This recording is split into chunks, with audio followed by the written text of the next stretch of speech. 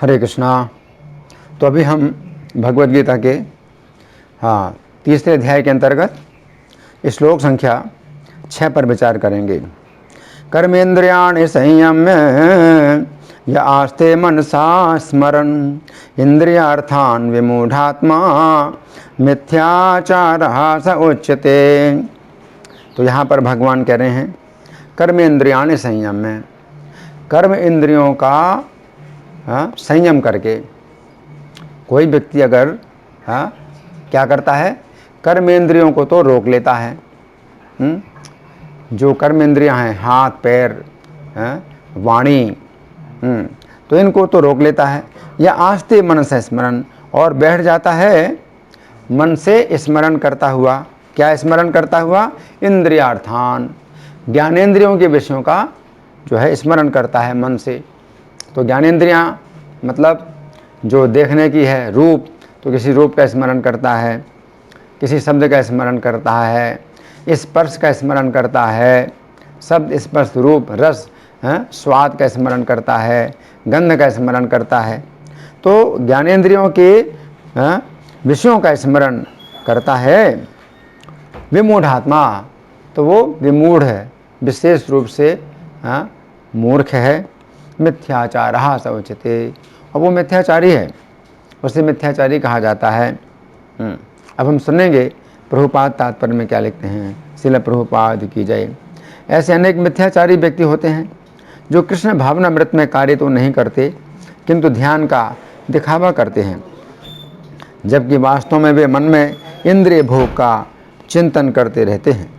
ऐसे लोग अपने अबोध शिष्यों को बहकाने के लिए शुष्क दर्शन के विषय में भी व्याख्यान दे सकते हैं, किंतु इस श्लोक के अनुसार वे सबसे बड़े धूर्त हैं। इंद्रिय सुख के लिए किसी भी आश्रम में रहकर कर्म किया जा सकता है, किंतु यदि उसे विशिष्ट पद का उपयोग विधि विधानों के पालन में किया जाए, किंतु यदि उस विशिष्ट पद का उपयोग विधि विधानों के पालन में किया जाए तो व्यक्ति की क्रमशः आत्मशुद्धि हो सकती है। किंतु जो अपने को योगी बताते हुए इंद्रिय तृप्ति के विषयों की खोज में लगा रहता है, वो सबसे बड़ा धूर्त है। भले ही वह कभी कभी दर्शन का उपदेश क्यों ना दे, उसका ज्ञान व्यर्थ है, क्योंकि ऐसे पापी पुरुष के ज्ञान के सारे फल भगवान की माया द्वारा हर लिए जाते हैं। ऐसे धूर्त का चित्त सदैव अशुद्ध रहता है, अतः उसके यौगिक ध्यान का कोई अर्थ नहीं होता। तो यहाँ प्रभुपाद का तात्पर्य समाप्त हुआ। अब हम सुनेंगे श्री भगवान ने कहा में इस श्लोक की व्याख्या किस प्रकार हुई है। इस श्लोक में भगवान अर्जुन से कह रहे हैं कि यदि कोई व्यक्ति बाहर से कर्म ना करते हुए मन के अंदर इंद्रिय विषयों का चिंतन करता है और सोचता है कि मैं कोई भी कर्म नहीं कर रहा हूँ, तो वह अत्यंत मूर्ख है तथा दूसरों को भी मूर्ख बना रहा है। इसके पूर्व श्लोक में भगवान ने कहा था कि कोई भी व्यक्ति कर्म किए बिना नहीं रहता है। यदि वह श्री कृष्ण की सेवा नहीं करता है तो वह अवश्य ही प्रकृति के गुणों के अनुसार माया की सेवा कर रहा है। इस श्लोक में भगवान ऐसे व्यक्ति की बात कर रहे हैं जो श्री कृष्ण की सेवा में नहीं लगा है तथा अपने कर्मेंद्रियों को रोककर सोचता है कि मैं ना तो श्री कृष्ण की सेवा में लगा हूँ और ना ही माया की सेवा कर रहा हूँ, मैं किसी का भी सेवक नहीं हूँ। तो यहाँ पर भगवान कह रहे हैं कि यद्यपि वह सोच रहा है कि वो किसी की भी सेवा नहीं कर रहा है, परंतु वह अत्यंत मूर्ख है, क्योंकि वह अपने मन के द्वारा इंद्रिय विषयों का चिंतन कर रहा है। इस प्रकार वह माया की सेवा कर रहा है। इस श्लोक संख्या 1 में अर्जुन ने भगवान पर आरोप लगाया था, क्या हे जनार्दन, आपके मत में कर्म की अपेक्षा बुद्धि अधिक श्रेष्ठ है। परंतु भगवान इस श्लोक में इस बात का खंडन करते हुए कहते हैं कि हे अर्जुन, मेरे मत में ऐसा नहीं है। यदि कोई व्यक्ति बाहर से कर्म ना करे परंतु मन के भीतर इंद्रिय विषयों का चिंतन करे तथा समझे कि मैं कोई कर्म नहीं कर रहा हूँ, तो वह स्वयं को तथा अन्यों को भी मूर्ख बना रहा है। इस प्रकार उसकी बुद्धि दूषित होने के कारण वो कर्म ना करते हुए भी कर्म से बंध रहा है। तो भगवान यहाँ पर कह रहे हैं कर्मेंद्रियाणि संयम्य, अर्थात कर्मेंद्रियों का संयम करके हमें समझना चाहिए कि हमारे शरीर में 5 कर्मेंद्रियाँ हैं। पहला हाथ, दूसरा पैर, तीसरा वाणी, चौथा मूत्र द्वार और पांचवा मल द्वार। ये 5 कर्मेंद्रियां उन कर्मों को करती हैं जिनसे शरीर की आवश्यकता पूरी होती है और शरीर की सुरक्षा होती है। इसके अतिरिक्त ज्ञानेंद्रियों के विषयों को भोगने के लिए व्यक्ति को जिन कर्मों की आवश्यकता होती है वे कर्म भी कर्मेंद्रियों के द्वारा किए जाते हैं। जो व्यक्ति ज्ञानेंद्रियों के विषय भोगों का त्याग करना चाहता है वो ज्ञानेंद्रियों के आदेश के अनुसार कर्मेंद्रियों को कर्म करने से रोकता है।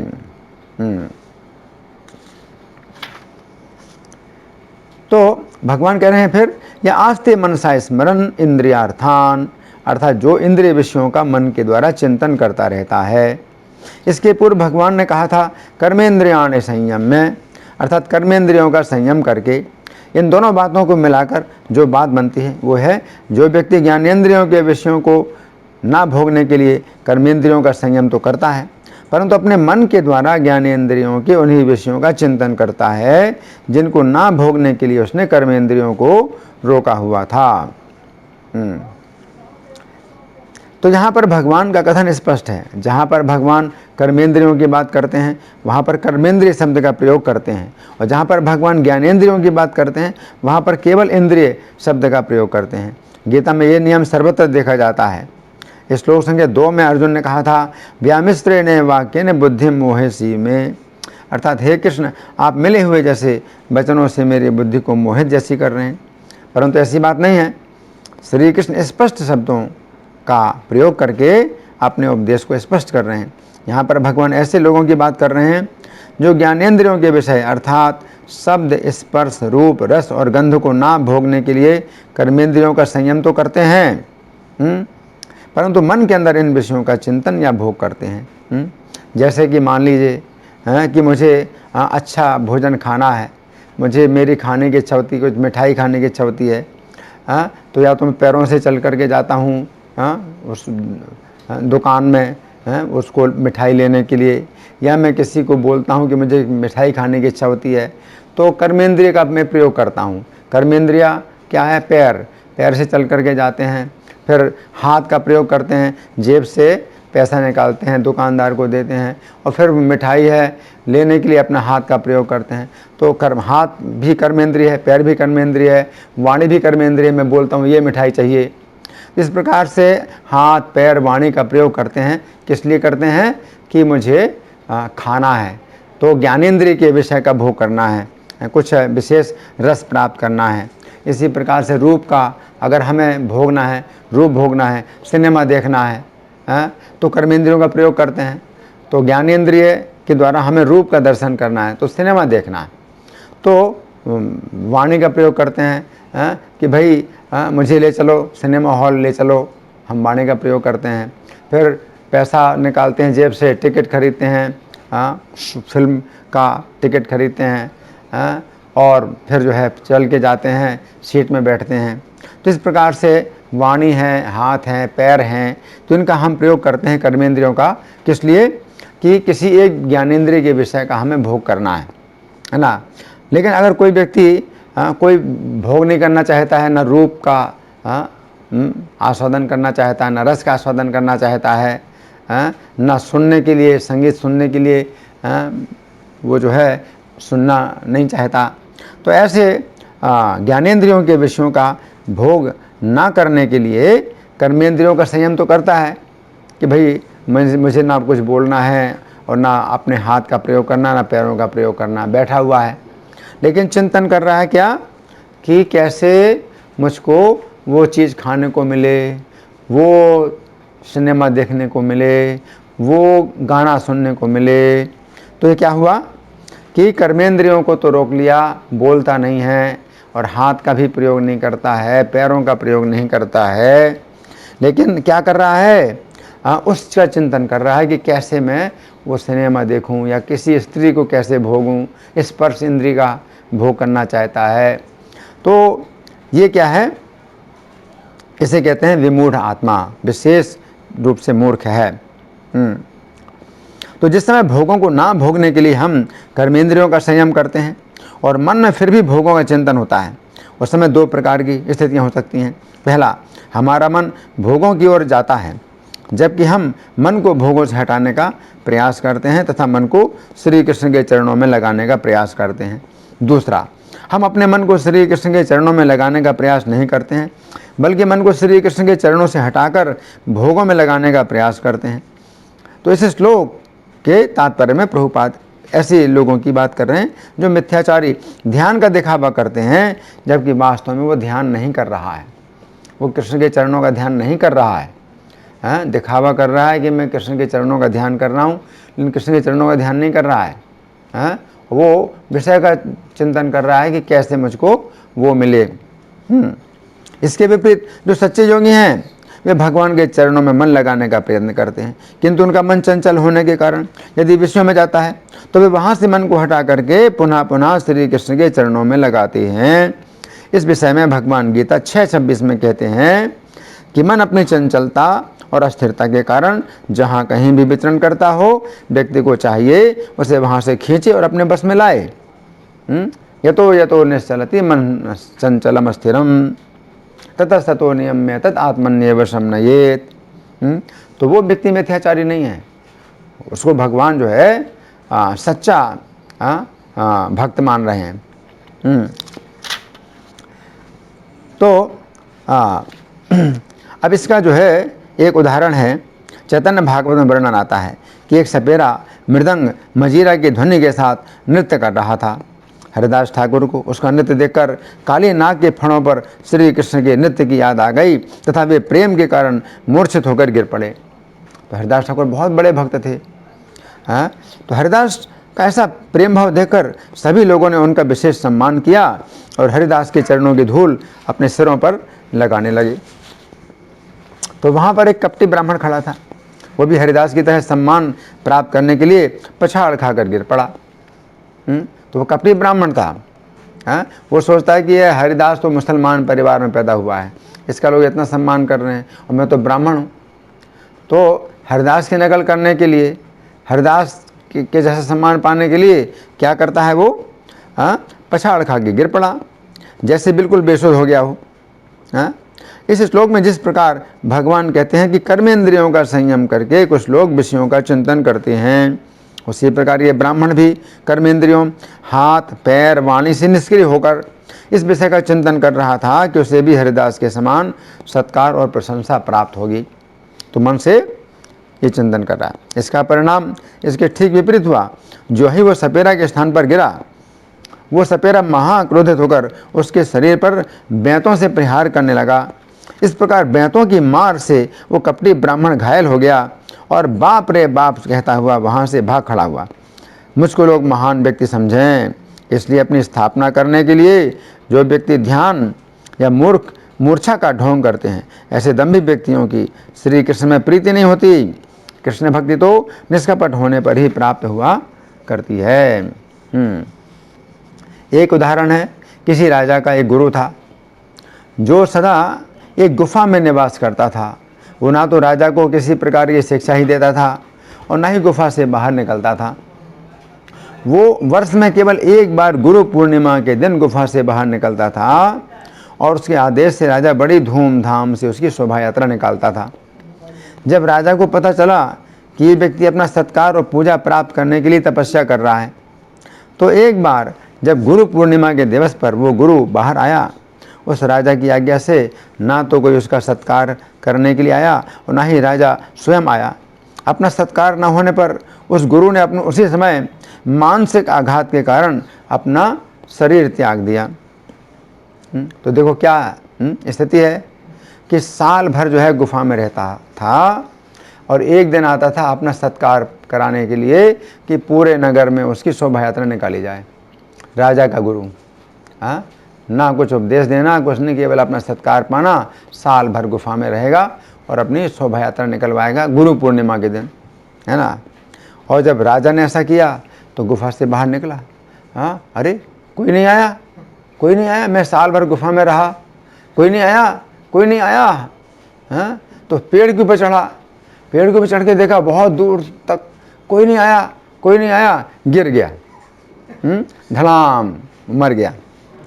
तो जैसा कि भगवान यहाँ पर कहते हैं कि जो व्यक्ति कर्मेंद्रियों का संयम करके मन के द्वारा इंद्रियों के विषयों अथवा सत्कार पूजा की प्राप्ति का चिंतन करता है, वो मूर्ख तथा मिथ्याचारी है, अथवा गीता 17-18 के अनुसार उसकी तपस्या रजोगुणी है। तो साल भर गुफा में रहता था केवल यही सोच करके कि मुझे सत्कार सम्मान पूजा प्राप्त होगी एक दिन। साल भर जो है चिंतन करता था इस दिन का कि गुरु पूर्णिमा के दिन मेरी शोभा यात्रा होगी, है ना। तो वो गुरु अपने पैर रूपी कर्मेंद्रियों को रोककर गुफा से बाहर नहीं निकलता था और अपनी वाणी रूपी कर्मेंद्रिय को रोककर राजा को उपदेश भी नहीं करता था। वो केवल मन के द्वारा सत्कार पाने की आशा और चिंतन करता था। तो गीता 17-18 के अनुसार उसकी तपस्या का फल स्थायी नहीं होता है। इस प्रकार हम देखते हैं कि उस गुरु को अपनी आशा के अनुसार सत्कार प्राप्त न होने पर उसके मन में इतना अधिक कष्ट हुआ कि उसकी मृत्यु हो गई।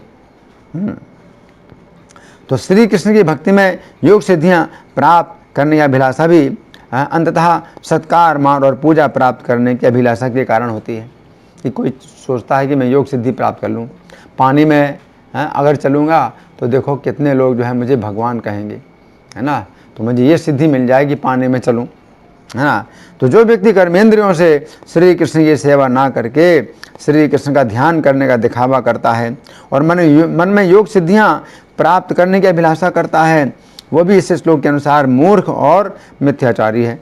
क्योंकि हमारे मन में इस प्रकार के विचार आते हैं, इसलिए हमें शिक्षा देने के लिए श्रील भक्ति विनोद ठाकुर कल्याण कल्पतरु में एक भजन लिखते हैं जिसका अर्थ इस प्रकार है। हे मन, तुम्हारी योगी बनने की वासना है, तुम योग शास्त्र का अध्ययन और यम नियम प्राणायाम और अनेक प्रकार के आसनों का अभ्यास करना चाहते हो। यदि तुम्हें 18 प्रकार की सिद्धियां प्राप्त हो जाएं, तो निश्चित रूप से तुम आध्यात्मिक जीवन को भुलाकर अधिकाधिक भौतिक ऐश्वर्य की अभिलाषा करोगे। अतएव यदि स्थूल पदार्थ से आसक्ति को त्याग कर सूक्ष्म धरातल पर भी बने रहे तो तुमको पुनः भौतिक दुखों को भोगना पड़ेगा। तो इस प्रकार से भक्ति विनोद ठाकुर बताते हैं। भक्ति सिद्धांत सती ठाकुर भी एकांत भजन करने के लिए मना करते थे।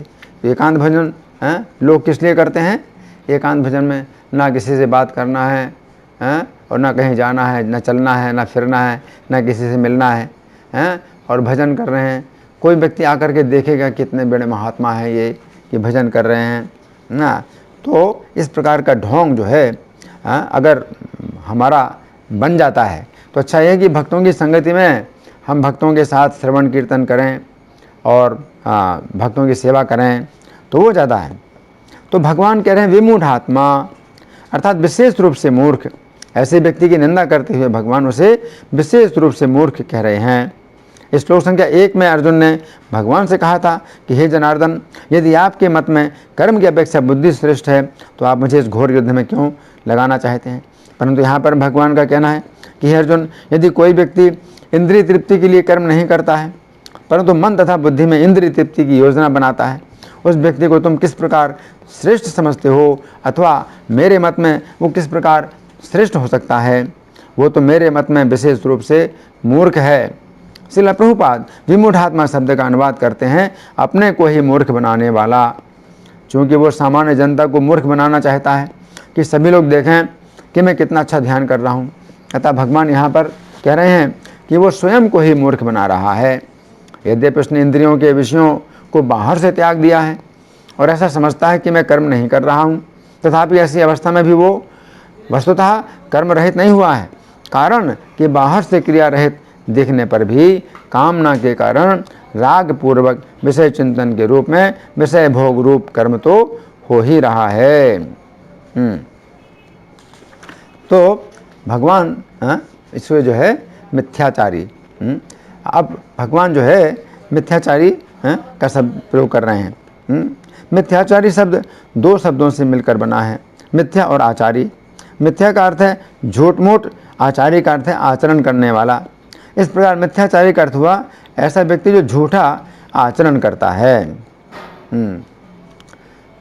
तो एक तो है परिणाम की दृष्टि से मिथ्याचारी। यदि हम परिणाम पर विचार करें कि जो व्यक्ति कर्मेंद्रियों का संयम करके श्री कृष्ण को प्रसन्न करने के लिए ध्यान करता है परंतु मन के द्वारा विषयों का चिंतन करता है तो उसे श्री कृष्ण की प्रसन्नता नहीं प्राप्त होगी, क्योंकि श्री कृष्ण उसके हृदय में विराजमान होकर सब कुछ देख रहे हैं तथा समझ रहे हैं, तो फिर श्री कृष्ण किस प्रकार प्रसन्न हो सकते हैं। यद्यपि वो श्री कृष्ण की प्रसन्नता का परिणाम प्राप्त करने के लिए ध्यान कर रहा है, परंतु श्री कृष्ण की प्रसन्नता का परिणाम उसे प्राप्त नहीं होगा। इस दृष्टि से उसका आचरण मिथ्या है। इसलिए भगवान कह रहे हैं कि उसे मिथ्याचारी कहा जाता है। अब दूसरा, लोगों की दृष्टि से मिथ्याचारी। यदि हम लोगों की दृष्टि से विचार करें तो हम देखते हैं कि वो अपनी कर्मेंद्रियों का संयम करके लोगों को दिखा रहा है कि वो श्री कृष्ण का ध्यान कर रहा है, परंतु अंदर से विषयों का चिंतन कर रहा है। इस प्रकार वो लोगों की दृष्टि से मिथ्या आचरण कर रहा है। इसलिए भगवान कह रहे हैं कि उसे मिथ्याचारी कहा जाता है। अब तीसरा, कर्म की दृष्टि से भी मिथ्याचारी है, क्योंकि वो कर्मेंद्रियों से कर्म ना करके मन के द्वारा विषयों का चिंतन कर रहा है तथा सोचता है कि ना तो मैं कर्म कर रहा हूँ और ना ही मैं कर्म से बंध रहा हूँ, परंतु उसका सोचना गलत है। वो मन के द्वारा कर्म कर रहा है तथा कर्म से बंध रहा है। इस प्रकार उसका आचरण मिथ्या है, अतः भगवान उसे मिथ्याचारी कह रहे हैं। तो भगवान ने विमूढ़ात्मा शब्द का प्रयोग किया, फिर मिथ्याचारी शब्द का प्रयोग किया। तो यदि हम इन दो शब्दों पर विचार करें तो हमें पता चलेगा कि इन शब्दों में कुछ अंतर है। विमूढ़ात्मा का अर्थ है विशेष रूप से मूर्ख अंतःकरण वाला, चूँकि वो कर्मेंद्रियों को बस में करके श्री कृष्ण को प्रसन्न करने के लिए ध्यान में बैठा हुआ है, परंतु विषयों का चिंतन कर रहा है। ये उसी प्रकार है जैसे कोई व्यक्ति अमृत का भोजन करने के लिए बैठा हो परंतु विष खा रहा हो। इस प्रकार वो व्यक्ति विमूढ़ात्मा है, अर्थात वो अपने आप को ही मूर्ख बना रहा है। अब मिथ्याचारी का अर्थ क्या है? हमने पूर्व में ही चर्चा की है कि मिथ्याचारी का अर्थ है ऐसा व्यक्ति जो दूसरों को मूर्ख बना रहा है, क्योंकि लोग सोचते हैं कि ये कितने बड़े महात्मा हैं जो एकांत में श्री कृष्ण का ध्यान कर रहे हैं, जबकि वो व्यक्ति मन से विषयों का चिंतन कर रहा है। इस प्रकार विमूढ़ात्मा और मिथ्याचारी इन दोनों शब्दों का प्रयोग करके भगवान ये कहना चाहते हैं कि वो व्यक्ति अपने आप को भी मूर्ख बना रहा है तथा लोगों को भी मूर्ख बना रहा है। यद्यपि वो सोचता है कि वो श्री कृष्ण को भी मूर्ख बना रहा है, परंतु श्री कृष्ण को कोई भी व्यक्ति मूर्ख नहीं बना सकता है, क्योंकि वे सभी के हृदय में बैठकर सभी बातों को जानते हैं। यदि हम अजामिल के जीवन पर विचार करें तो हम पाएंगे कि वो दुराचारी था, मिथ्याचारी नहीं। अर्थात वो लोगों की दृष्टि में पहले से सदाचारी था, परंतु जैसे ही वो सदाचारी से दुराचारी बना तो उसने ऐसा नहीं किया कि लोगों की दृष्टि में पहले की ही तरह सदाचारी बना रहता तथा छिपकर दुराचार करता। इस प्रकार हम देखते हैं कि दुराचारी का तो किसी प्रकार से उद्धार हो सकता है, परंतु मिथ्याचारी का उद्धार नहीं हो सकता। जिस समय उसने शूद्र को वेश्या का आलिंगन करते हुए देखा तो उसके हृदय की सुप्त कामेच्छाएं जागृत हो उठीं और वो सम्मोहित होकर उनके बस में आ गया। उसने धैर्यपूर्वक स्त्री को ना देखने का, शास्त्रों का आदेश स्मरण करने का यथासंभव प्रयास किया तथा अपनी बुद्धि के बल पर उसने अपनी कामेच्छाओं को बस में करने का प्रयास किया, किंतु अपने मन के भीतर कामदेव का वेग होने से वह अपने मन को साध ना सका। इसके पश्चात उसने अपनी पत्नी का त्याग करके वेश्या का भरण पोषण करने के लिए सभी प्रकार के अनुचित उपायों द्वारा धन कमाया। इस प्रकार हम देखते हैं कि अजामिल के जीवन में सदाचार और दुराचार दोनों हैं, परंतु मिथ्याचार नहीं है। सर्वप्रथम वो सदाचारी था, किंतु जैसे उसने वेश्या और शूद्र को देखा उसकी कामेच्छा जाग उठी। उस समय भी उसने सच्चे हृदय से उन कामेच्छाओं को बस में करने का प्रयास किया। ये भी उसका सदाचार था। फिर वो पतित तथा दुराचारी हो गया।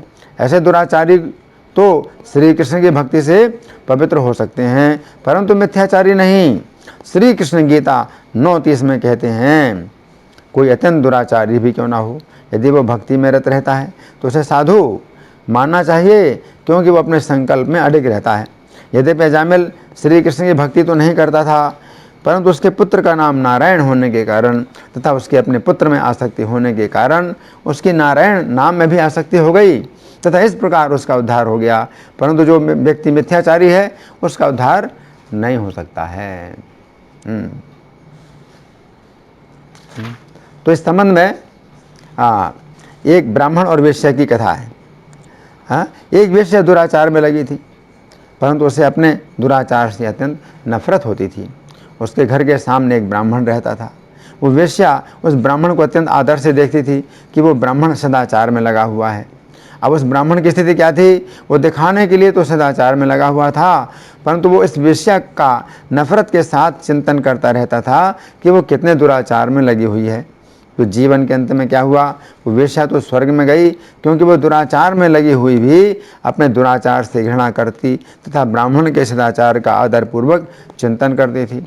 परंतु वह ब्राह्मण नरक में गया, क्योंकि वो कर्मेंद्रियों के द्वारा सदाचार का पालन करता हुआ भी अपने मन के द्वारा वेश्या के दुराचार का घृणापूर्वक चिंतन करता था। इस प्रकार वो ब्राह्मण मिथ्याचारी था।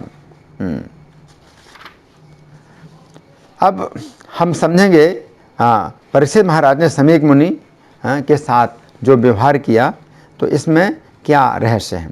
जिस समय परीक्षित महाराज अत्यंत प्यासे थे तथा उन्होंने समीक मुनि की कुटिया में आकर जल मांगा, उस समय समीक मुनि इतने अधिक प्रगाढ़ ध्यान में डूबे हुए थे कि उन्हें परीक्षित महाराज के आने तथा उनके जल मांगने का पता ही नहीं चला।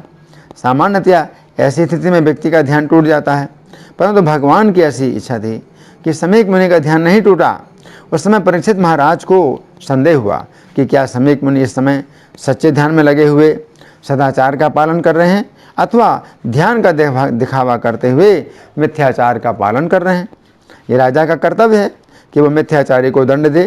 परीक्षित महाराज ने विचार किया, यदि समीक मुनि मिथ्याचार का पालन कर रहे हैं तो उनके गले में मरा हुआ सर्प डालने से वे सर्प से डरकर भागेंगे।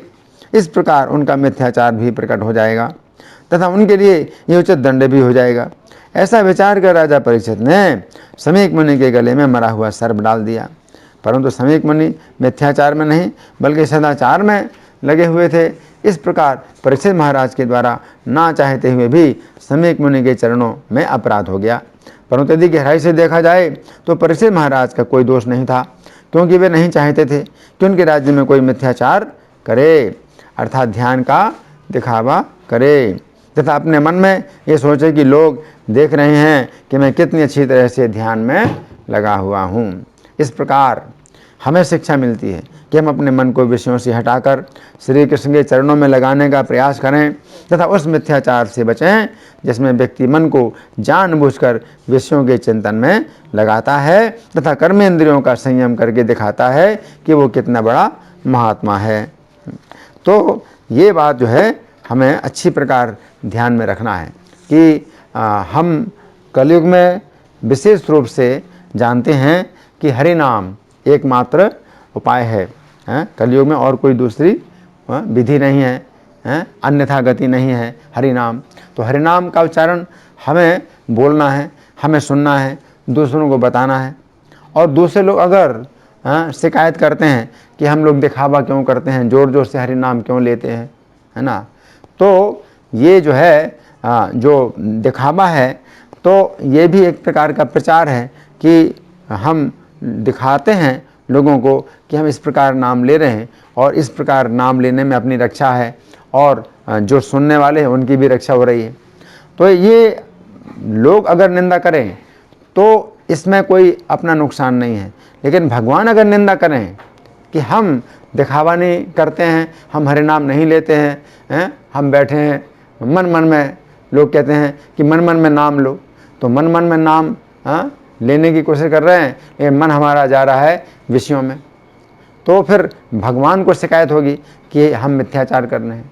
तो भगवान अगर को शिकायत होती है मिथ्याचार कि हाँ कि हम मिथ्याचार कर रहे हैं, तो उससे फिर हमारा जो है नुकसान हो जाएगा। तो अच्छा यही है कि भगवान शिकायत ना करें। अगर लोग शिकायत करते हैं कि हम दिखावा कर रहे हैं, हम बोल रहे हैं, जोर जोर से नाम बोल रहे हैं, क्यों बोल रहे हैं, हम बहुत दिखावा कर रहे हैं, मन मन में नाम क्यों नहीं लेते, तो इस तरह की लोगों की शिकायत अगर होती है तो हमारा इससे कोई नुकसान नहीं, क्योंकि भगवान रक्षा करने वाले हैं। लेकिन अगर लोग बड़ी तारीफ़ करेंगे, लोग हमारी बड़ी प्रशंसा करेंगे कि बड़े साधु महात्मा हैं, बेचारे ध्यान में बैठे रहते हैं, और हम साधु महात्मा का जो है ढोंग करते हैं, ध्यान में बैठे दिखा रहे हैं, ध्यान में बैठे हैं और मन में विषयों का चिंतन कर रहे हैं, तो मन में नाम होता नहीं, मन तो जो है भाग जाता है। तो वो जो है हमारे लिए फिर बड़ा खतरनाक है, क्योंकि भगवान की दृष्टि में हम मिथ्याचारी बनेंगे, है ना।